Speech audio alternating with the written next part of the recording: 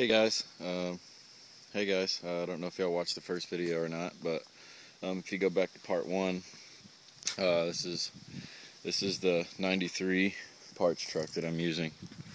It's a little bit in rough shape. I was swapping the motor out because this is a brand new motor that I had got, and I'd found out that the frame was cracked. So then that's whenever I decided to go find me a Chevrolet. That's my baby right there, single cab, 4-wheel drive. But so I guess what we're going to talk about a little bit is what you're actually probably going to need for this swap.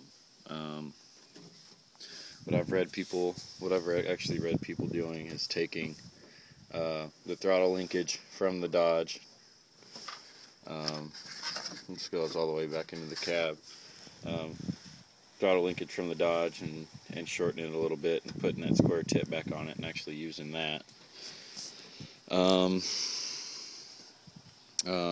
Since my truck's Hydro Boost, I'm not really going to need, the vacuum line that comes up to the brake booster and whatnot. Probably find another use for that later on.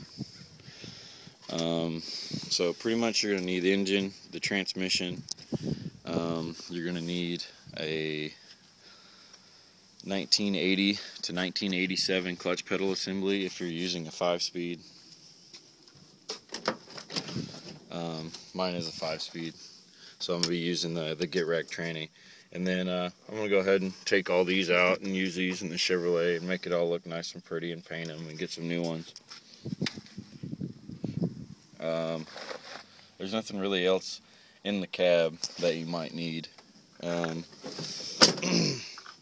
If you're probably going to try to do it like me, I'm going to try to use the Dodge AC compressor, and I'm going to try to use the grit heaters. This is your grit heater relay, or your grit heater, just where they connect to. I don't really know where the relays are just yet. I think they're around here somewhere.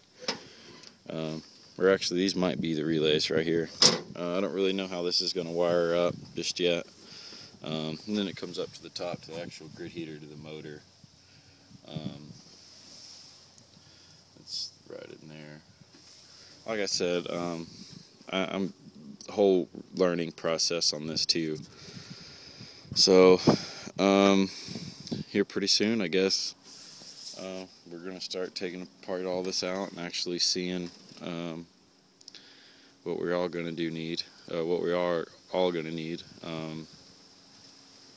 I'm going to go ahead and use the whole engine wiring harness. The engine wiring harness connects up into there, right there, and then I'm going to go ahead and just take all of that out and then just cut out what I'm not going to need and what I'm not going to use. I'm going to try to actually keep the water and fuel light and maybe use that as like a seat belt thing or something, inside the truck, and see what I actually can use with that. But this is pretty much my parts truck, and it was a full all-out pull truck project. That's what I really was going to do with it. And then once I found out the frame was cracked, well, nothing I can really do, because I knew it had been wrecked before, and I got it for a pretty good deal. And as I went back further into it, it was a little bit more than I actually bargained for. So, like I said, this is the parts truck, and we're going to go ahead and assemble this one first and go through it, and then we'll see where we're at on that. So, all right, guys. Well, this is part 2 of Project Bad Company, and then once I start taking this apart, we'll start going through actually some of the things that we need together, and we'll try to document this as best as we can. Alright, thanks guys. Thanks for watching.